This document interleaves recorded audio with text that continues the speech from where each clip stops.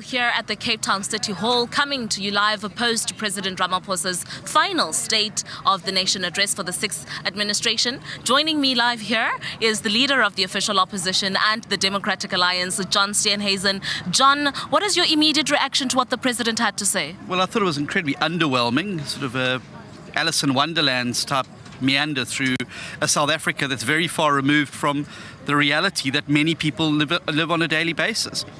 30 million people trapped in poverty, spiraling crime where 75 people are murdered every single day, a load-shedding crisis that's been worse than it's ever been in the past, a president who says he's committed to fighting corruption, but we've dropped 3 points on the corruption index, many people struggling to put food on the table, childhood malnutrition stalking the country. That is the reality on the ground in South Africa, and it is very far removed from the wonderland that the president tried to paint this evening. Clearly a pre-election SONA, and will be his last one and the last of any ANC president delivering it with their own majority. So, but what about the promises that he made tonight? Can South Africans take them seriously? What do you have to say about that? Yeah, I don't think that anyone can believe what the president said this evening. I don't think he's got credibility anymore. Many of the projects that he mentioned tonight, he's been mentioning since 2018. We've been hearing about the Giyani water project. The people in Giyani still don't have water, despite the fact that he's mentioned it since 2018. The same with the Lesotho Highlands project. It's been recycled in every speech since 2018. His commitment to ending load shedding. He promised us in 2018 that in 12 to 18 months you will forget that problems with load shedding in Eskom ever happened. Load shedding's the worst it's ever been. Gender-based violence, up, not down. So this is a president who's very, very long on promise, very short on delivery. And I think he delivered tonight's speech to a nation who knows that he is not serious. And perhaps the biggest slap in the face for the people in South Africa tonight was a supposed commitment to fighting corruption.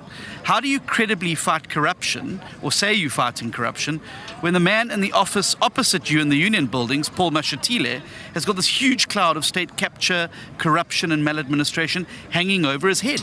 You're not going to be credibly able to say you're fighting corruption when your number two that you appointed has got this huge case and scandal hanging over his head. So the president's got a credibility crisis, and I don't think many people in South Africa believe that he's going to do what he can. The other big hole in the president's speech this evening is the fact that there's a 6% budget deficit, the worst in 2 years. You can't fund what your existing budget is committed to. Now you're promising all sorts of new things, but the reality is there's no money. And until you actually have solid financial commitment, unless you've got able to have budget that it can grow the economy and attract investment, you're never going to fill that hole. So where to from here? Well, I think that tonight's SONA, frankly, can be forgotten almost immediately. The real SONA is going to be the one that's delivered after the election. And that's when a new multi-party government is going to be in charge here, with the DA at the heart of it. And that's why I set out very clearly this week our blueprint. Not talk, real action. What we would do in the first 100 days. Pieces of legislation, not words on paper, legislation. Bills that would bring back the scorpions to fight corruption. Bills that would end cadre deployment as we know it. Bills that would prevent government spiraling out of control with its debt. Bills that would be able to ensure greater accountability for politicians. Bills that would fix Parliament and turn it back into the arena of executive accountability. And that's the thing. The president seems to labour under this misconception that if you simply say something, it's going to happen. If you say we're going to have bullet trains, they're going to magically appear. If you say load shedding is going to end, it's going to magically end. The reality is, unless you take reform and hard action through Parliament, the hard work of legislative reform, you're not going to fix things. And that's why that blueprint for South Africa is going to be the backbone of the new agenda that's going to take us off this terrible trajectory of unemployment, crime, lack of opportunity and exclusion, and give hope and prosperity to many more South Africans. So speaking of bills, you earlier this week released a blueprint that South Africans are supposed to to follow and that will rescue South Africa. Run us through that blueprint. What does it aim to achieve? Well, the blueprint is our commitment to South Africa. And there's a message to all of you that are sitting at home, that are worried about your future, that are concerned about your children's future, that are worrying about where the next meal for your family is going to come from, that's worrying about whether you're going to have a job or whether you can keep the lights on at home. I want to tell you that help is on the way, because that blueprint is something that you can keep and hold us accountable to.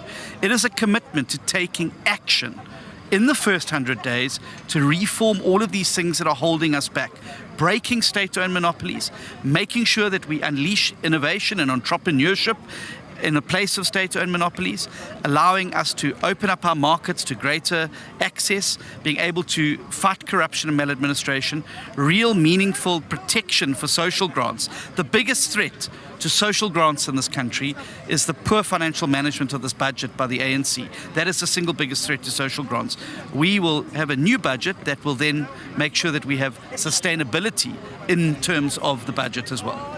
Cool. Final messages to everybody out home who's still not registered today. Can we still register? How do we register? Well, my message to you at home is the President did not announce the election date tonight.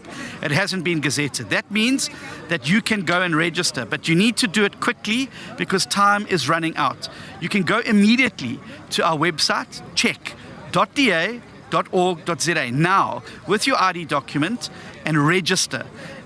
Power in this next election will lie with those who are registered to vote. And frankly, there's too much at stake in this election for people to stay home. We need every single opposition voter to come out to help us form a new majority that's going to sweep out this broken promise government and bring in place a new government that's going to rescue South Africa. There you have it, South Africa. That was the leader of the official opposition and the Democratic Alliance, John Steenhuisen. Indeed, there is hope for South Africa. However, the power rests in all those who are registered correctly to rescue South Africa. Remember, the new law states that you can only vote where you are registered. So visit check.da.org.za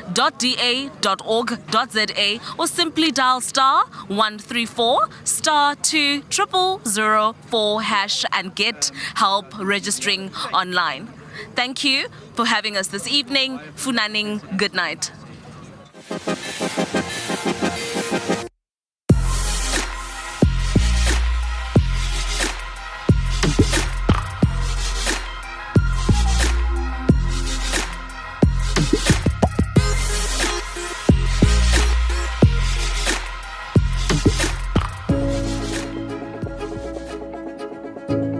The next 2 days is not about politics or about politicians. The next 2 days are about the people of South Africa, because our country does not have a second to waste. Now it is time for leaders gathered here today to put aside differences of the past and focus firmly on the future. When I first announced the DA's commitment to a project like this, there were very, very many naysayers who said that this group of parties could never even reach the point of sitting around the same table. And yet, here we all are today, signing a historic and unprecedented agreement to rescue South Africa. What we've done today is to lay the foundations of a new majority in South Africa and usher in a new government that puts people ahead of politicians. Today, without any doubt, I can say that this agreement has brought hope back to South Africa. There are 27 million people in this country who did not vote in the last election. Your country needs you now, your people need you now, and this charter needs you like never before. So I'm now calling on every South African, wherever you may be, in whatever corner of this beautiful country you are, that we need your help to rescue South Africa. Get help registering to vote at check.da.org.za. Register to rescue South Africa.